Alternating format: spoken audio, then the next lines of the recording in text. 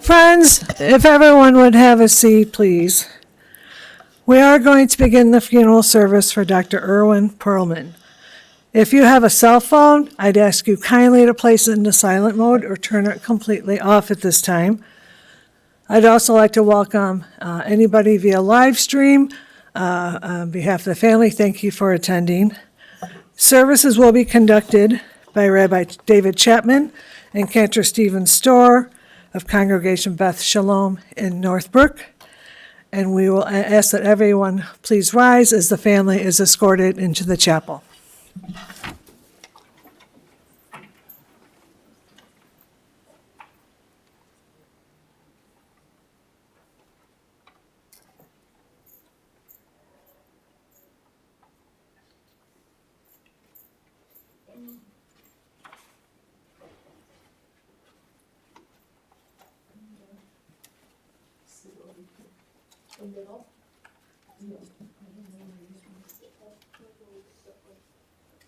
And there's extra seats in the second row.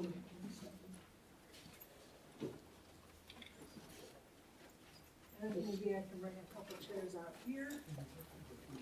I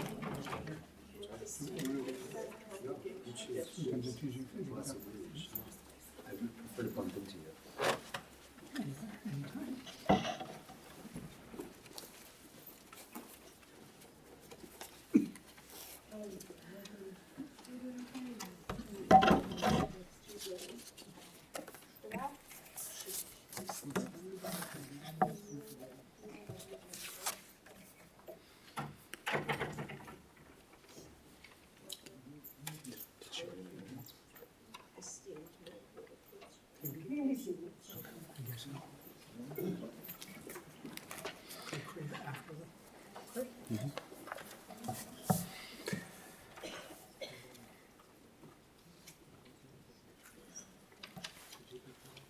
We read in the book of Psalms, Karov Adonai lenishbere lev, God draws close to the brokenhearted.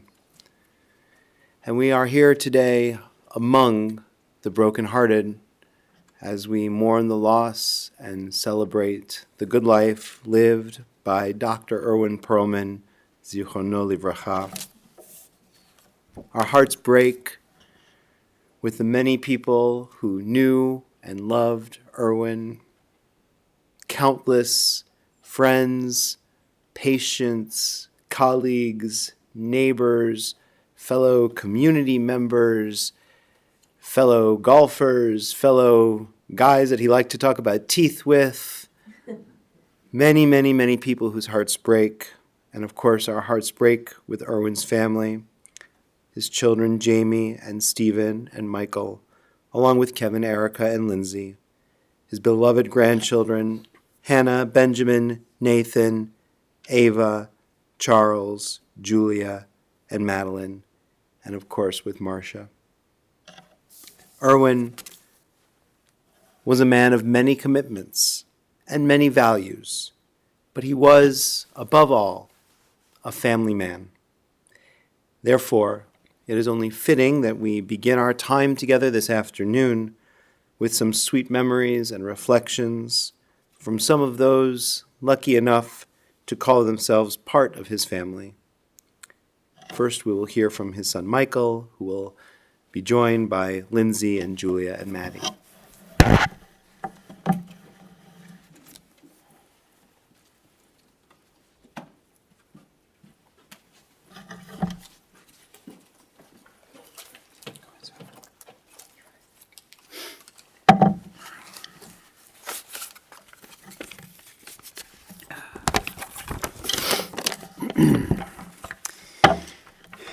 I want to first thank each and every one of you who came here today, not just to honor and remember my father, but to help celebrate his amazing life. My father grew up in very humble beginnings in a small home on the west side of Chicago. Living with his parents and grandmother who had immigrated from Poland and Lithuania, many who knew him later in life did not realize that my father's first language was Yiddish, which he spoke primarily until he learned English when he began attending elementary school. It was in the west side of Chicago that he began forging friendships that lasted a lifetime. These friendships included Elliot Goldman, who he met as a child and who always stood by his side. Elliot was the best man at my parents' wedding and has remained a devoted and loyal friend to him his entire life. My father's mother passed away while he was very young, and his grandmother Libby had a profound influence on him at an early age. By not only helping to raise him and embrace Judaism, but instilling in him high moral standards and principles that shaped who he was as an individual for his entire life. Growing up, I would frequently hear my father tell stories of how his grandmother would literally bring people in off the street, into their home, feed them, and help care for them when they could not care for themselves. In short, these lessons and experiences truly molded him into the ultimate mensch that he became. As a young man, my father knew he wanted to pursue a career in dentistry and began his undergraduate education at the University of Illinois at the location we now know as Navy Pier. Given its demands, he used to joke to me many, many times that it was considered what we call a flunk-out mill. However, he was brilliant, he persevered, and he completed his undergraduate education in 2 years. From there, he attended dental school at the University of Illinois, where he finished second in his class, and used to joke to me many times that the only reason he finished second was because he was Jewish. To begin his pursuit in a career in oral surgery, he briefly trained at Northwestern University, but left after a short period of time due to sentiments of anti-Semitism there.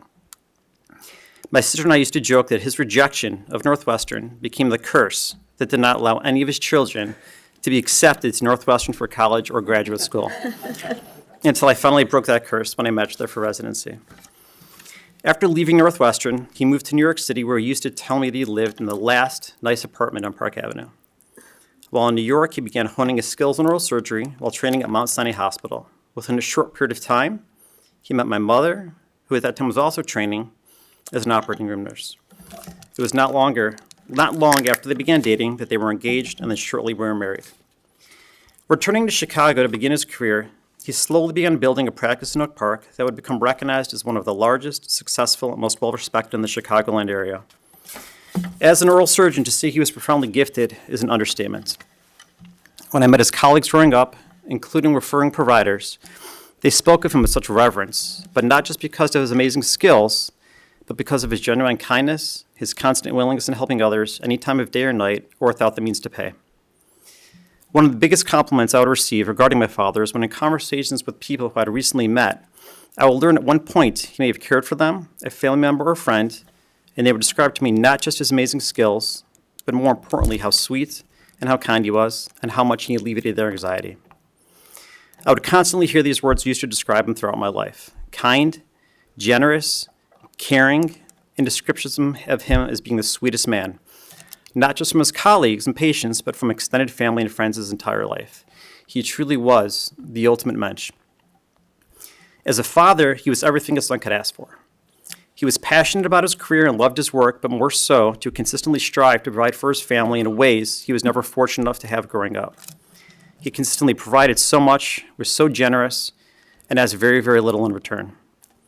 I have vivid memories of playing catch with my father on our front lawn, taking me to my first Cubs game, and him taking me to my first concert. When I was a freshman in high school, I very hesitantly told him that I was planning on attending a Guns N' Roses show with several of my friends on a school night, and that we would need a ride home. However, as he normally did, he said okay without questions asked, but had no idea what he got himself into. He sat in the parking lot until 2 a.m. at Rosemont Horizon, waiting to pick us up, but never once complained, and that's who he was. Shortly after Michael Jordan was drafted by the Bulls, my father informed me that he decided to purchase season tickets. To say I was ecstatic was a profound understatement. I have a vivid memory of sitting in the front seat of his car on the way to our first game when he looked at me and said, "We're going to have a good time." That first game with him led to countless games with him throughout the Bulls dynasty, including many games during the playoffs and the finals, as well as attending Game 2 of the 1991 NBA Finals against the Los Angeles Lakers, when Michael Jordan performed his famous layup, switching hands in midair from right to left in the fourth quarter. I remember looking at him, and we couldn't believe what we had just witnessed. He instilled in me a love of reading at a young age, and I have such fond memories of him taking me to bookstores, the library, continuously recommending books or new authors. While attending high school, my father made a habit of driving me to school most mornings, as well as consistently packing my lunch so he could leave notes for me, as well as stickers. These habits of his continued throughout my years in college, as I would consistently receive cards in the mail with messages of inspiration. While my father may not have been one to verbally express his emotions to me often, I know how much he loved me and how proud he was of me.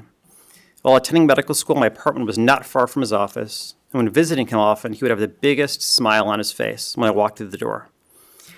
Upon graduating medical school, I remember standing next to him. He had tears in his eyes. He put his arm around my shoulder and gave me the biggest squeeze that I can still feel to this day.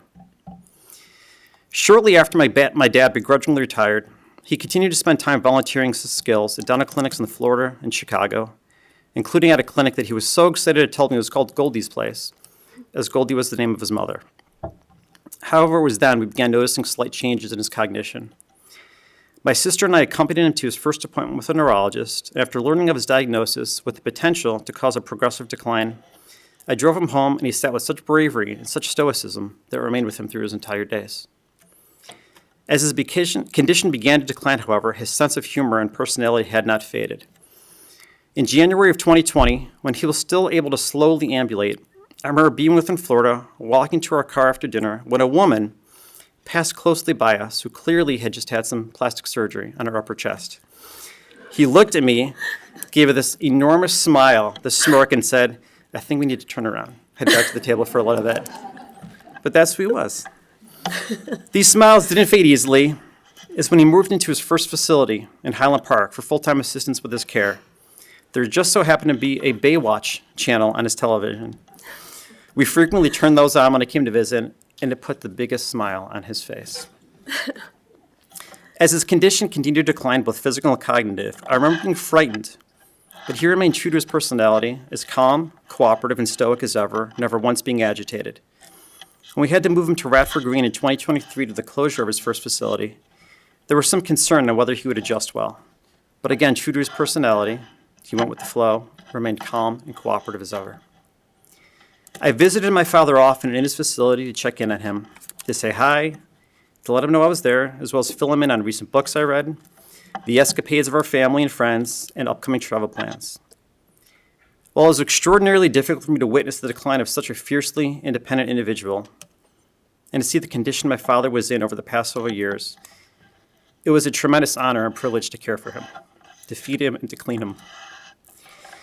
In short, the greatest gift I could ever give back to him was to carry on the principles that he taught me and care for him when he could no longer care for himself.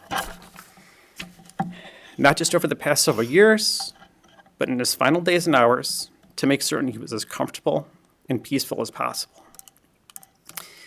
I know he's no longer suffering and he's at peace, but I miss him terribly. Many individuals have phrases they use when finishing conversation or saying goodbye. My grandfather, Sid, was notorious and famous for saying, "Watch how you go." For my father, it was always "Be good." Just as I said to him each time I left him at his facility, I say to him again today, "Be good, Daddy. I love you so much." Do you want to go?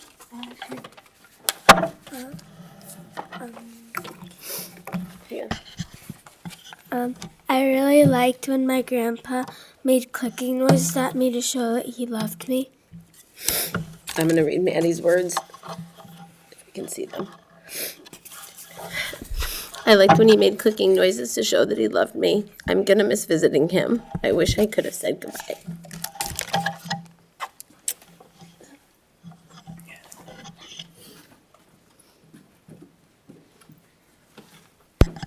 Thank you. We'll now hear from his daughter, Jamie.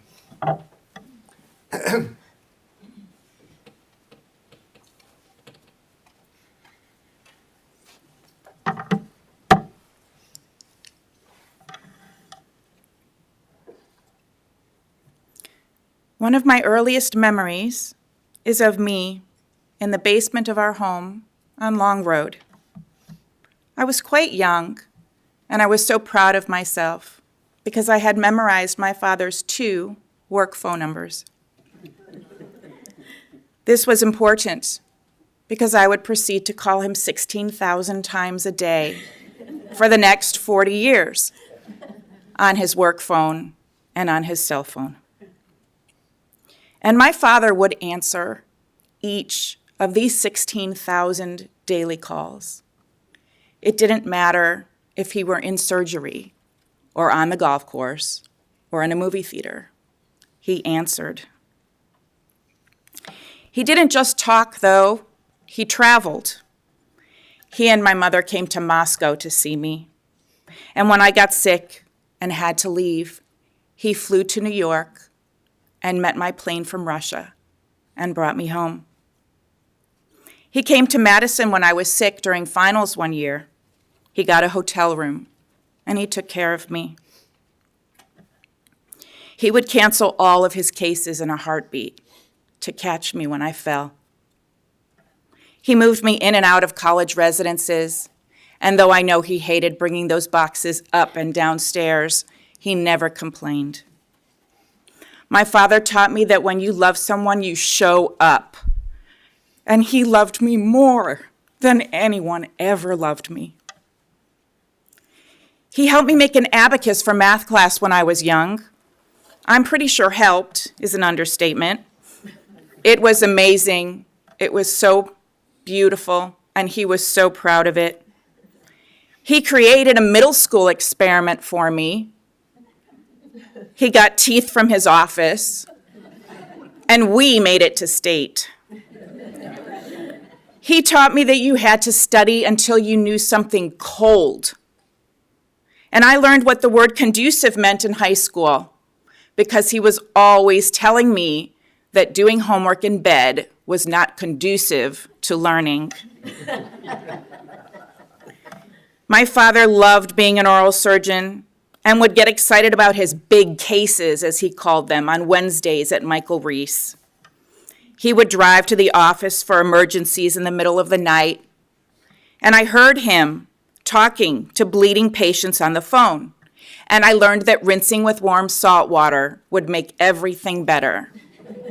Sometimes when he wasn't available, my mother would take these calls, and I would overhear her telling patients to wash with warm salt water. We were all oral surgery residents. He showed me what it meant to work hard and to dedicate your life to helping others. My father taught me that being a Jew meant embracing the past and the future. He was the proud son of a father who was a bookbinder from Lithuania and a mother from Poland who had a job sewing buttons. He adored his bubby Libby, with whom he shared a room throughout his childhood. From him, I learned important Yiddish phrases, like when he told me in his first language to bang my head against the wall when I was bored. When he was in his first facility because of his Alzheimer's and could barely communicate, Michael and I had a ritual of asking him each time we saw him, "Dad, what's the good word?" This is a question he used to like to ask. We would then say, "Gornished," and he would repeat after us, "Gornished, nothing." And then Michael and I would laugh. When he couldn't talk to me anymore, I would play him Yiddish and Hebrew songs. I have beautiful memories of us marching at Simchas Torah with flags and chocolate and apples, and singing about frogs and pharaohs at Passover Seders. It is no coincidence that I was involved in Jewish issues on campus, worked at ADL, and teach at a wonderful Jewish high school. When I was born, he gave me my Hebrew name, Golda, for his mother. And as I grew, his commitment to Judaism gave me an identity, a history, and a purpose. At my bat mitzvah, he said I was a mensch, but he was the real mensch. My father taught me how to hold his feet when he did sit-ups when I was little, and he caught pop-ups with me in the backyard. He taught me to ride a bike and to drive a car, 15 years after he had to drive me around as an infant because I wouldn't stop screaming and needed to sleep. Anytime I left him, he would tell me to be a good girl. And he was sure to tell me to use new purchases or gifts in good health. There was no end to his love. My father was a wonderful grandfather to all 7 of his grandchildren. He so wanted me to have children. He said they would bring me naches, or joy. His grandchildren brought him unending naches. He gave them not only his heart, but passed on what he learned in dental school.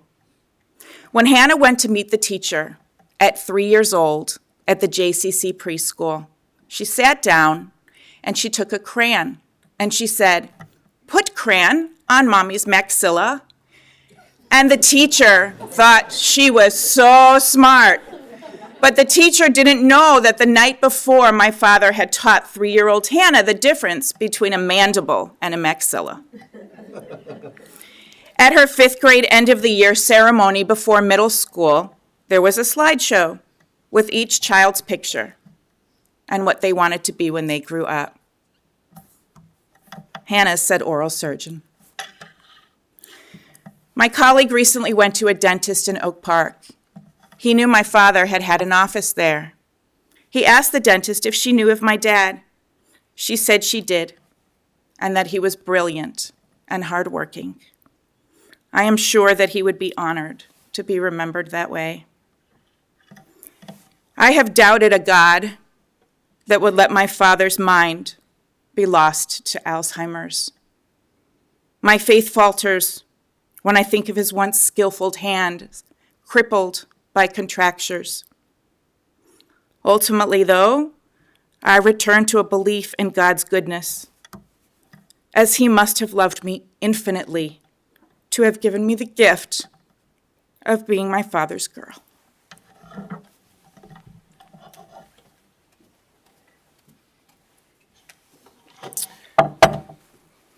Thank you. We now invite Stephen to share some words.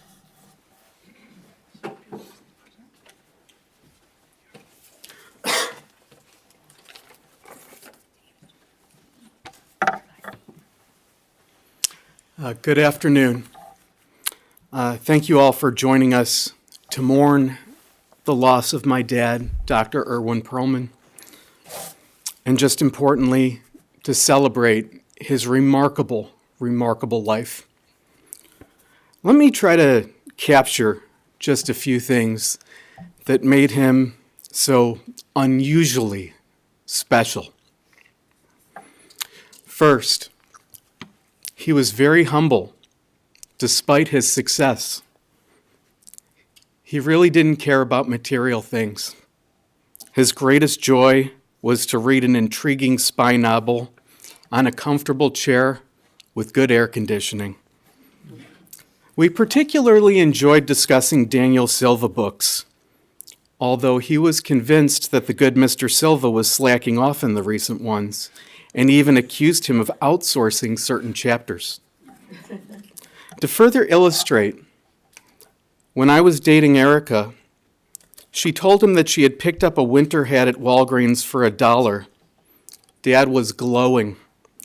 He knew to a certainty that this was marriage material. I'm not so sure my beautiful mother would have gone for that dollar hat, but she adores my wife Erica nonetheless. Yes, my mom and dad were cut from very different cloths, but the way that my mom took care of my dad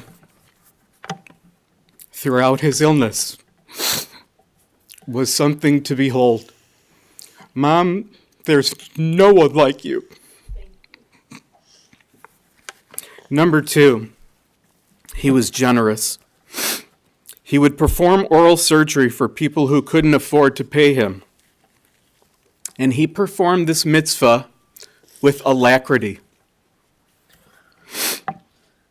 He also visited patients at their homes, of course without any charge, after operating on them. He did this because he wanted to comfort them. This, my friends, is a lost art. It's important to consider all of this in context. Dad came from humble beginnings, as Michael and Jamie so aptly noted. Again, his first language was Yiddish. And it's an understatement to say that he lacked financial resources growing up. Yet he made it through his schooling with honors. He became a talented and highly skilled and renowned oral surgeon. He was referred to many of the best as a pillar in the oral surgery community. He founded and ran a successful business. Irwin Pearlman achieved the American dream, and he did it all on his own without any help from anybody other than the support from my loving mother. He was a self-made man in every sense of the word. And if you knew him, you know that that's no exaggeration. Number 3, he placed an extremely high value on education and academic achievement. He always told me when I was young, "Stephen, I don't have a business to hand to you. You're going to make something of yourself by studying hard and by grinding it out."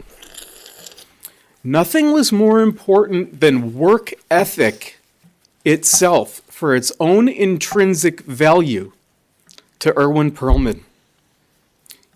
No one worked harder. He taught me that passion, grit, and resilience were the keys to survival and to success at anything that matters in life. Number 4, Dad loved us. He loved his family.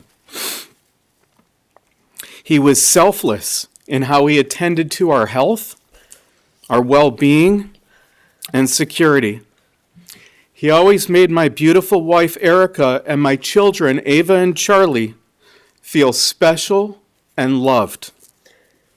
He would have been so proud of Ava and Charlie for their recent academic performance. I would be remiss in neglecting to acknowledge, as many of you know, that he bailed me out on many occasions. Many of you know the famous pickles that I would get myself into. Dad, I hope you forgive me. I hope you forgave my transgressions. I think Dad ultimately figured out that I was a late bloomer. Number 5, he loved so many things in life, big and small. Leroy Neiman paintings, which I now have up in my basement. Tchaikovsky, Rachmaninoff, Mike Royko columns. Above all, Lou Malnati's pizza, which we had last night, and my dear family member Lindsay ordered. That was so thoughtful. And he also loved performing taste tests on our desserts. First, just to make sure that they were safe for us to eat. He also cherished his bond with his dear friend and longtime work colleague, Melissa. Melissa. He often said his dear friend Melissa was the key reason that his business stayed afloat and ultimately thrived. On behalf of my entire family, Melissa, please know how much he loved you and how much we love you. Here's another thing that you'd appreciate if you knew Dad. He would deadpan, and he'd matter-of-factly say the wildest and most outrageous things at a decibel level that was just a tad bit too high and sometimes even dangerous.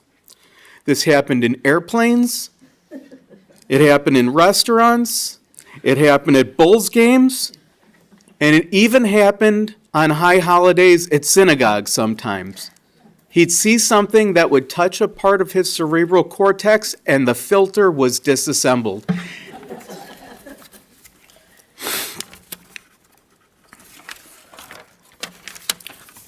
While my 15-year-old daughter Ava would call this cringy, it was better than any scene from any Woody Allen movie or any Curb Your Enthusiasm episode. Dad was unbelievably funny, and he did it without trying to be or even knowing that he was sometimes. And if you knew him, you know what I'm talking about. I cherish those moments. They were so awkward. But I loved them. Erica was just sharing one of those with me the other day, and we had to walk in a different room lest we would have offended some others. Number 6, Dad was a devoted Jew. He was the first to arrive at temple on high holidays. He loved to conduct our seders. He gave tzedakah, and he was so proud of us at our bar and bat mitzvahs. I remember at Jamie's bat mitzvah, boy, was he glowing. I prayed to God that I could have made him half as proud. My prayer is that Hashem will embrace his beautiful spirit, unite him with his parents, and of course my magnificent and world-famous Bubby Pearl. I'm sure she's been storing up something to yell at him about. And Sid assuredly needs a timeout. On the most serious note, I spent my life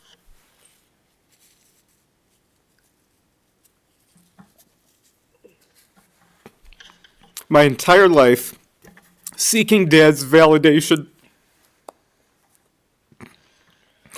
If I ever showed half of the grit, determination, and resilience and perseverance that he had, then I think I might have made him proud.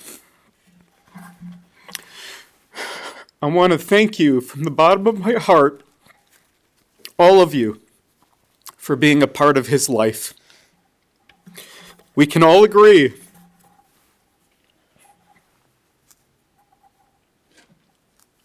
that this world is a better place and our lives are all better because of him.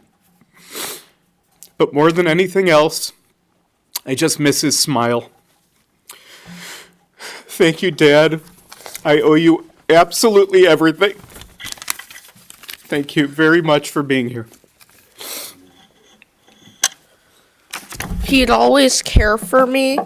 He loved me, and I miss him. He really did love you, Charlie. Thank you.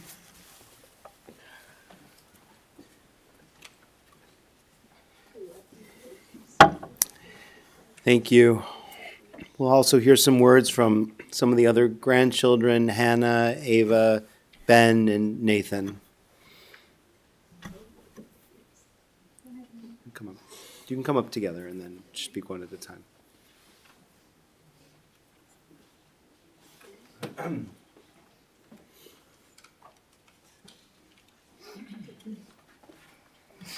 Hi, my name's Hannah. Sorry if my nose is in my, script. My grandpa was very important to me. He was a role model, leader, an amazing person I could look up to. From claiming I was going to become an oral surgeon and ripping out my own teeth to buying a fedora hat that would match his, I wanted to be just like my grandpa. Growing up, I felt a deep connection to his kind, warm spirit. Not only was he an amazing grandfather, Irwin Pearlman stood testament to the perseverance of the Jewish people. I vividly remember high holidays gathered around the table, listening to his prayers, celebrating the Jewish New Year, and his kisses on my cheek. As I got older and for a while, I felt lost in my identity. At times I felt lonely, too Jewish for some people and not Jewish enough for others. I knew something needed to change, and I looked towards Birthright as a way to reconnect with my faith. For the first time in so long, while at the Western Wall, I felt hope. Although I could no longer exchange words with my grandfather, I knew he was with me during this moment. This piece of architecture reminded me of his resilience and of his strength. My grandfather worked hard all of his life to pass along the importance of Jewish values and community. Because of him, I know what is right. Judaism and his love are the guiding light in my life. When there is anti-Semitism or adversity, I do not back down. In a major that does not have many Jews, I am the first to speak up and care for others who may be scared or who do not have the strength to do so. Each time I read a prayer, attend services at school, and strive for success in my courses, I hope to make my grandfather proud. Every day, I am inspired by who he was, his work ethic, empathy for others, and dedication to supporting the lives of his family. I don't know where I would be without him. In each step that I take in life, I'm reminded of his beautiful soul, and I'll love you forever, Grandpa.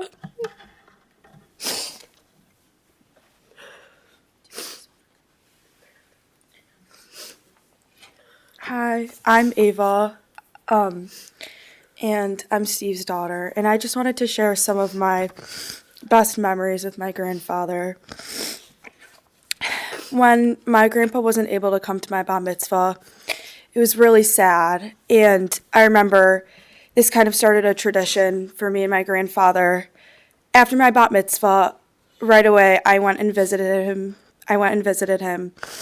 and I recited some of my Jewish prayers that I said in my service and my Torah portion. And it was hard to tell if he was really listening sometimes, but you really knew he was listening from the way you could just tell he was listening. He really lit up. And it was really hard to see him so sick, but I know that he's at peace right now, and he's at a better place, and he's looking over us. And something he really loved was my dog, Bella. Every time we would go to visit him at the nursing home, we would bring Bella, and he just loved her. His whole face lit up, and it was so special to see. And when I was younger, we still do, but we always go to Florida every year for either winter or spring break, and I always loved going to Florida and seeing him. And I remember we would always go to Brendy's, and he would get his sugar-free yogurt. And I remember, this is one of my favorite memories. When I was about 5 years old, I remember I had a wiggly tooth, and he pulled it out, and I was so excited.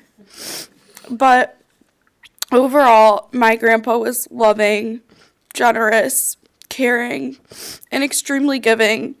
And may his memory be a blessing. Amen.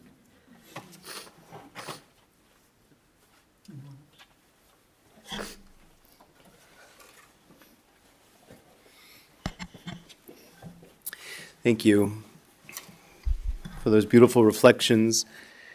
Family to Irwin included not just biological family, but also the family of his friends, including some deep and abiding friendships. We'll hear from one of those nearly lifelong friends of his dear friend Elliot. We'll share some words now.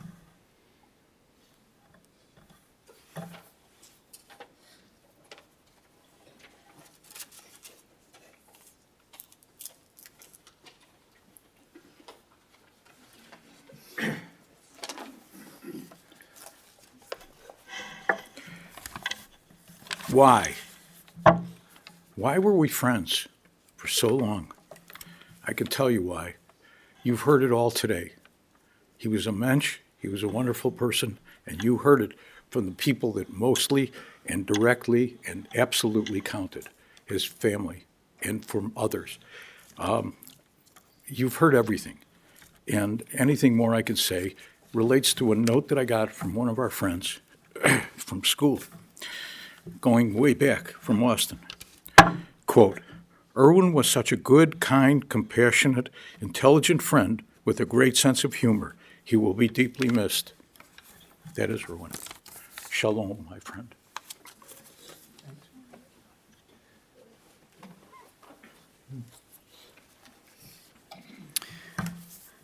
No doubt, many of you have other things to offer, words to say, tributes to share.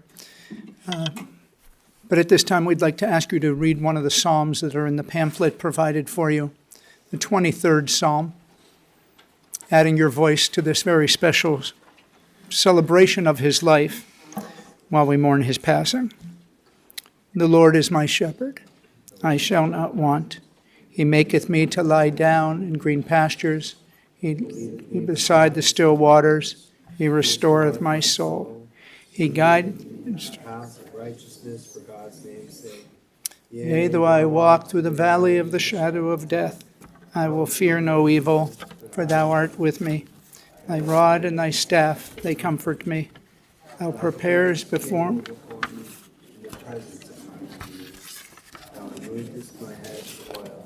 My cup runneth over. Surely goodness and mercy shall follow me all the days of my life.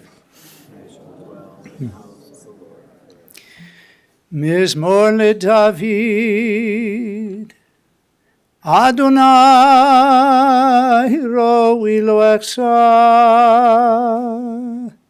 benodeshe yarbitzeni, al mei menuchot yinhaleni. Nafshi yeshovem yancheni b'maglei tzedek leman shemo.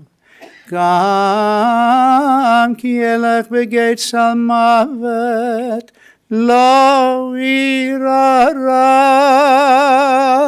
ki ata imadi shivtecha umishantecha hema yinachamuni taroch lefonai shulacha neged sorerai dishanta v'shemen roshi kosi rivayai Achtav v'chesed yirdefuni kol yemei chayai v'shavti b'veit Adonai liyorech yamim.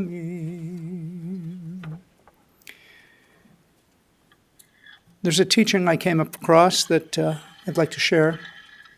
It's called an unfulfilled promise. In the Hebrew it says, Hakol talui b'mazal afilu sefer Torah shebehechal. Everything in life is subject to chance, even the scroll of the Torah in the ark. One scroll of the Torah may be fortunate enough to have been placed in a position of the ark where it was easily accessible. And that scroll will be constantly paraded before the congregation and its contents frequently read, while other scrolls, equally sacred, may languish untouched in the ark. When these scrolls were written, there was no way to predict which of those scrolls would have good fortune and which one would be neglected. So it is too with human lives. There's no way of telling what will befall any individual in life. We don't know when a life begins whether that person will live a long or a short life. We do not know which people will bring to fruition the potentials that lie within them, and which people who cut off prematurely will have unfulfilled the promise of which they began life. We do not know, for life is affected by circumstances and by events which are neither foreseeable nor controllable. And while we cannot look into the future when we write the final chapter in a person's life, we are able to look backwards and to tell how his life affected ours and the memories that are left behind. We don't always know how a person becomes who they are. What factors, whether it is nature or nurture, cause one person to be cold and another to be loving, one person to be generous while the neighbor is stingy.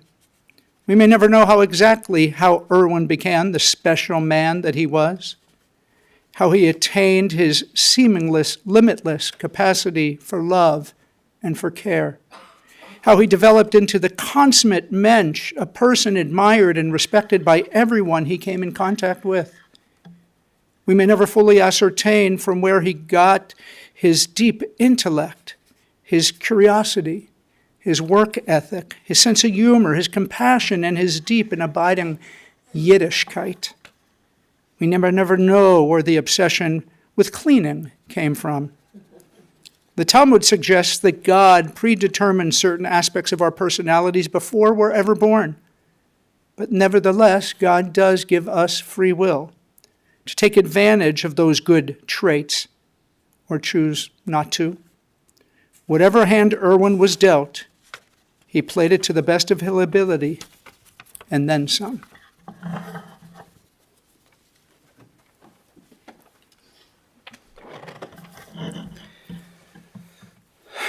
And when we're describing the hand that Irwin was dealt, and the speaker's beautiful reflections made reference to this, we acknowledge that the last portion of his life was spent in physical challenge.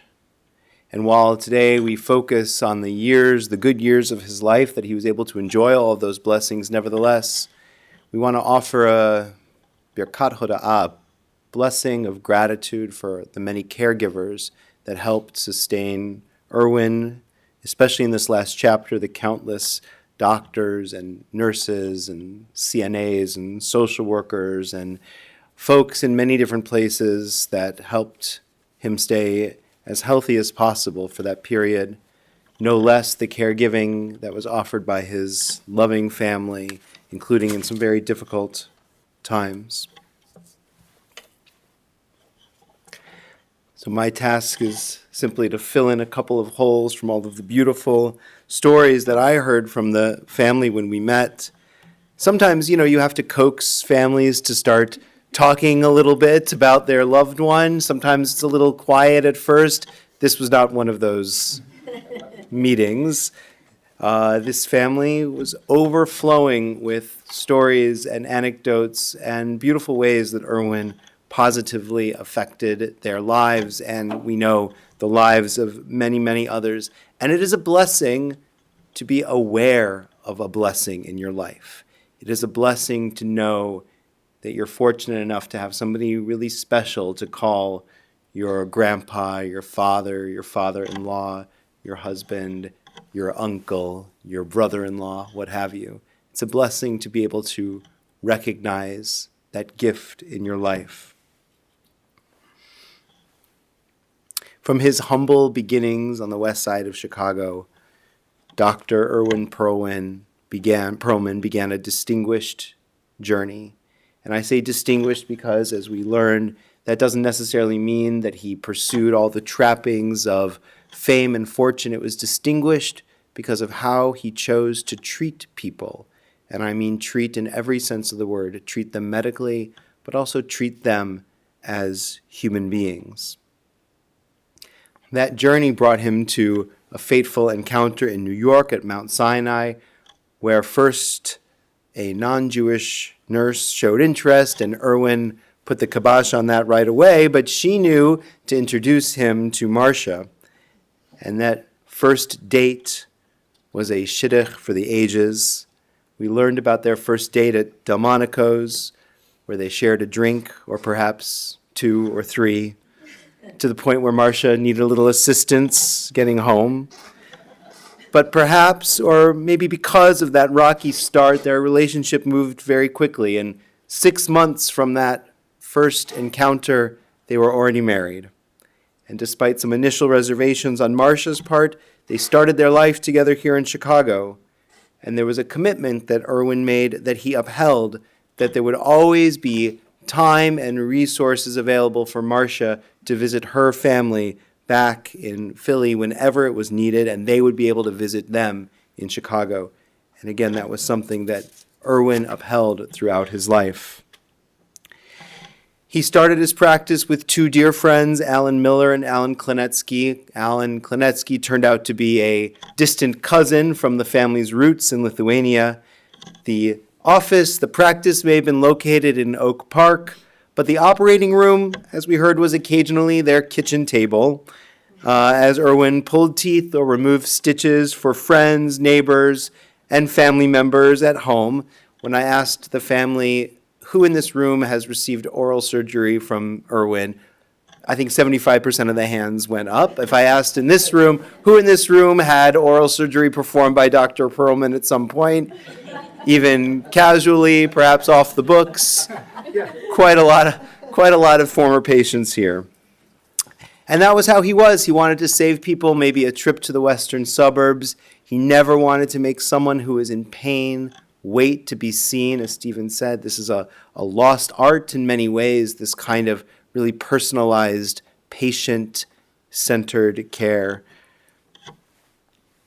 We learned about his deep and abiding love of Judaism and his pride in his Jewish identity, and he was so pleased to see all the many different ways that Jewish identity appeared in the later generations of his family, whether it was Ava practicing bat mitzvah at his bedside or Hannah dedicating a good portion of her reason for pursuing the work that she pursues in his honor.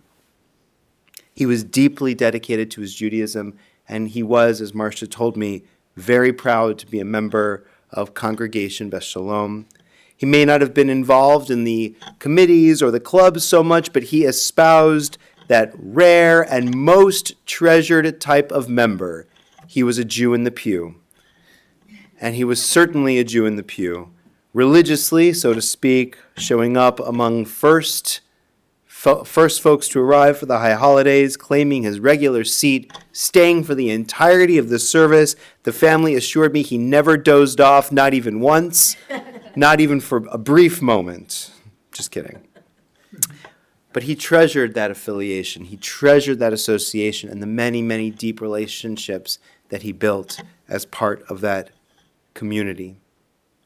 As Cantor said, we never know why a person develops the traits that they develop. There are so many that we discussed, and there are so many more that we haven't even touched on or could never fully describe. His warmth, his steadiness, his sarcasm, his love of music. He had a particular affinity for Yitzchak Pearlman, with whom he shared a last name and a Hebrew first name. His love of a good deal, his love of food and ice cream, his love of non-flashy vehicles. Did we cover fully how the circle of his care extended beyond his immediate family to include his in-laws, to include the parents of his children's spouses, to include nieces and nephews and cousins, and his nephews' partners and their parents, and his patients' families, and his colleagues and their families, and you just get the sense of this circle being drawn wider and wider and wider. Maybe it doesn't matter where these traits came from. The important thing is that they were there. And actually, the truly important thing is not only that Irwin possessed these qualities, but as you can so clearly see, he embedded them into all those he loved. And of the many people that he loved, there was no one in his life like Marsha, his partner in all things for over 56 years. A true, deep, and abiding partnership. And look what you've built together, this beautiful family and this beautiful legacy. The other day, Steve described Irwin as a compass. He meant this literally, as he was often finding people that were lost and telling them where to go. But he was also a compass in a deeper sense. He showed people what was right and what was wrong. He showed people how you build a meaningful life, a life of purpose, a life of richness, not riches, but richness, and a life of blessing, a life that mattered. We often say anybody can count the days of their lives, but a person of wisdom, and Irwin was truly a person of wisdom, is someone who makes the days of their life count, and Irwin truly did. And so now it is incumbent on all of you and all of us here to be that compass for one another in Irwin's absence. He may not be here physically, but the guidance that he offered, the beautiful example that he set over the course of his more than 8 decades here with us on this earth, that guidance is ours to keep. Irwin will be remembered. He'll be missed. He'll be missed when you enjoy something that you know he loved, a place, a memory, a phrase, a flavor of ice cream. He'll be missed at future events, future celebrations that we know he would have relished enjoying in. But he'll also be missed and he'll be remembered each time one of you or anyone here shows care to somebody else, because that is truly his legacy, a legacy of caring. And we honor that in the ways that we continue to care for one another. Yehi Zichron Baruch, may Irwin's memory forever be a blessing. Let's say Amen. We'll now ask you to rise in body or spirit for the memorial prayer.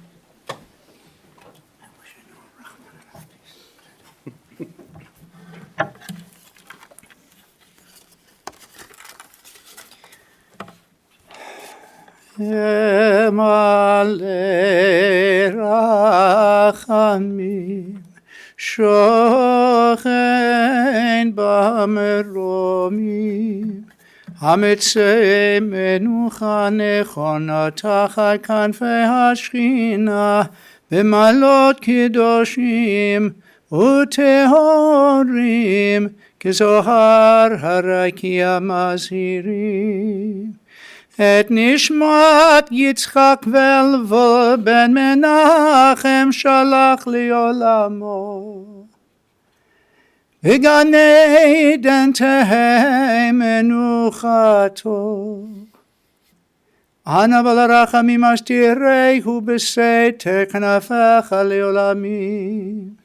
Utzror b'tzror hachayim et nishmato Adonai hu nachalato v'yanuach b'shalom v'yanuach b'shalom amishkavo v'nomar Amen. Please join me in the English and the inside of your booklet.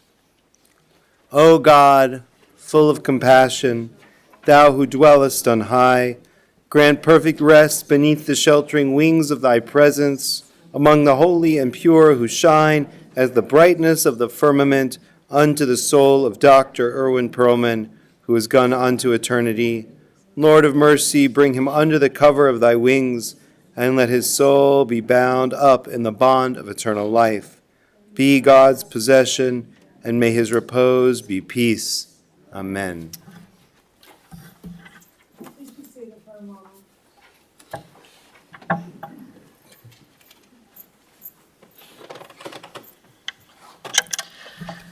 This does conclude the service here at the chapel. The family will be receiving condolence calls at Stephen and Erica Pearlman's home, 531 Greenwood Road in Northbrook, immediately following the cemetery today, with Minyan at 7:30 p.m. And then Shiva will continue Tuesday and Wednesday at Marsha Pearlman's residence, 2520 Buckland Lane in Northbrook, from 4 till 9 both nights, with Minyan services at 7:30. That information is on the folder, so if you didn't get one when you entered, please get one when you leave. It's also on our website. Interment will take place at Shalom Memorial Park at 1700 West Rand Road in Arlington Heights. The procession will be forming in the parking lot. Please keep in mind a few safety features while in the procession. Keep your bright headlights on at all times. Put your emergency blinkers on. Attach the orange funeral sticker to the passenger portion of your front windshield. And we'll also attach a flag to the roof of your car. And please stay as close as safety permits to the car in front of you. The following people have been selected to serve as pallbearers. When I call your name, if you'd step forward. Dale Tevin, Melissa Morris, Kevin Tessier, Erica Pearlman, Lindsay Pearlman, Elliot Goldman, Keith Joseph, Jemin Morrison, and serving as honorary pallbearers will be Nathan Tessier, Benjamin Tessier, and Charlie Pearlman. At this time, everyone please rise as the clergy, the family, and Dr. Pearlman are escorted from the chapel.